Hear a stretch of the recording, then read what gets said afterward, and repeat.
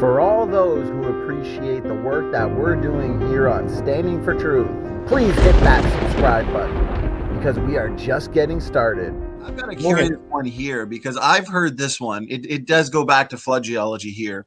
Yes. Because I've heard a question or an argument, and I'm curious if you've heard of this one and what your thoughts are. It's in regards to the Appalachian Mountains that you were talking about earlier. And the question from the critics goes like this. They say, how do we get a stratified folded mountain range that is between two divergent plates, according to our model? Is that a question you're familiar with, or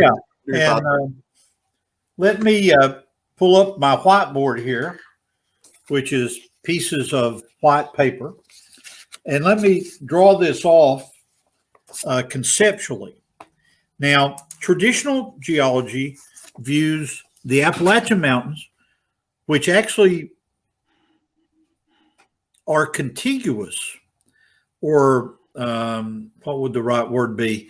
They continue through America, up through Canada, and across over into Scotland and England. And so the orogeny that caused the Appalachian Mountains is supposed to be one of the oldest ones. And the Appalachians are supposed to be older than the Rocky Mountains. So let's draw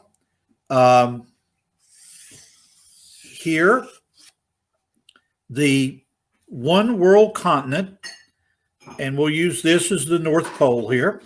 We'll draw the one world continent that we as flood geologists consider to be before the time of the flood. Many of you know the vocabulary of the Tethys Sea, Gondwana land, and so forth. I won't take the time to put this on here, but I will put some squigglies to indicate that this is water, this is ocean, and then the continent was there. Okay. The fountains of the Great Deep break up, and we begin to get continental separation and the beginnings of plate tectonics. And so we'll view this as scene one. Now let's go to scene two. And instead of the whole world, let me focus on Europe and North Africa. I'll put North Africa here, Europe here. And then here is the sediments in North America. And once again, the North Arrow.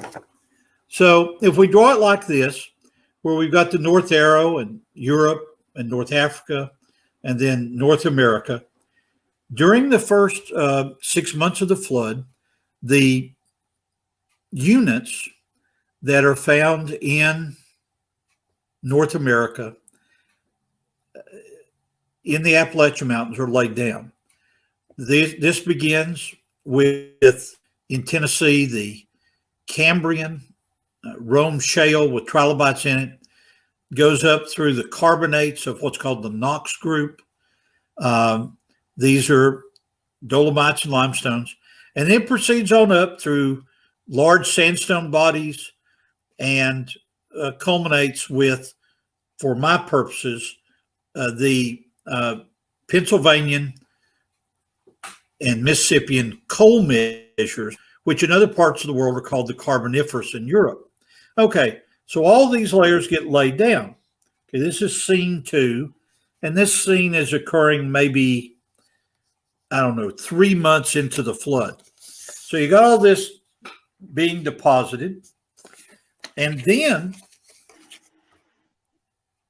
what is now viewed as the, how could I illustrate this? The vocabulary is being used as convergent versus divergent plate boundaries. So if we take the Plato once again and go down in the middle of the Atlantic Ocean, we find the plate associated with Europe meeting the plate that's associated with North America. And this is the mid-Atlantic ridge that runs up the Atlantic Ocean all the way, and you can actually see it in the country of Iceland.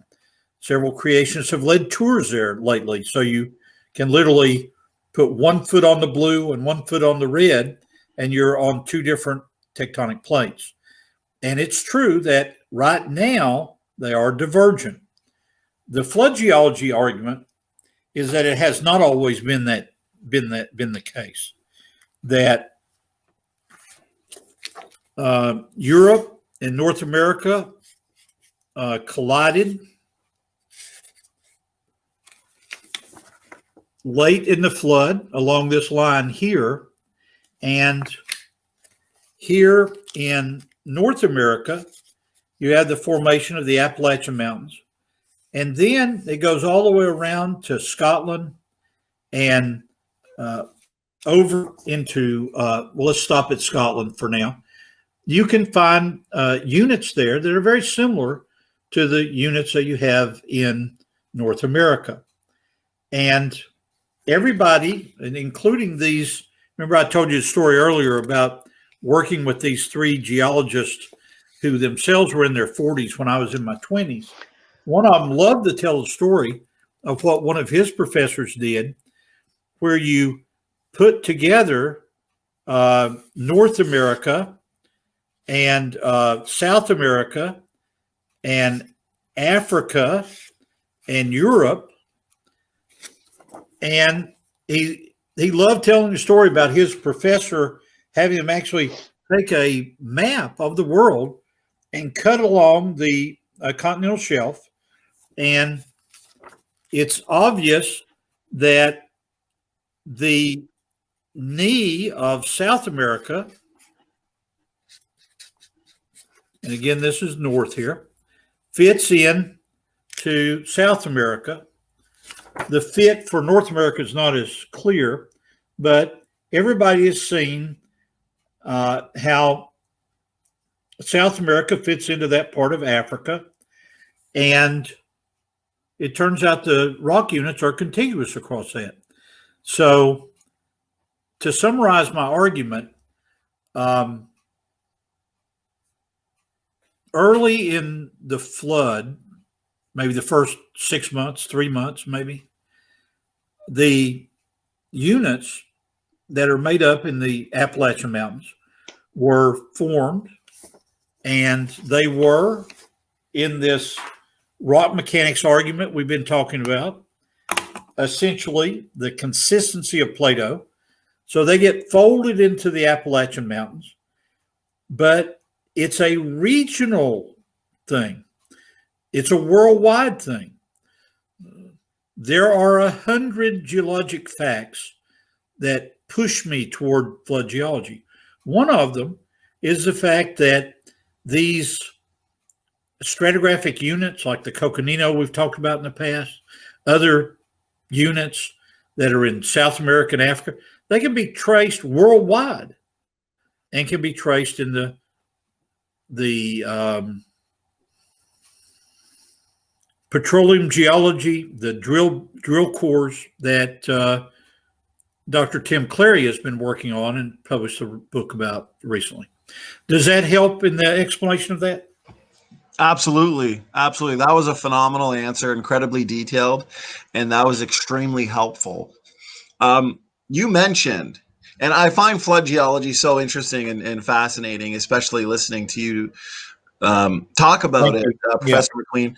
You mentioned Europe and North America would have collided late in the flood. So in a sense, during the flood period, would there have been many supercontinents formed almost temporarily? Well, I think the clearest way to say it for Standing for Truth was this, that there was, and let me get some Play-Doh here to make it. There was one world continent before the flood. And this is an argument based on the book of Genesis, what happens between day 1, day 2, and day 3. Right. You'll recall that the mountains rose up and there was a flood in the book of Genesis chapter 1. That's the flood of Adam's day, if you will, not the flood of Noah in chapters 6, 7, and 8.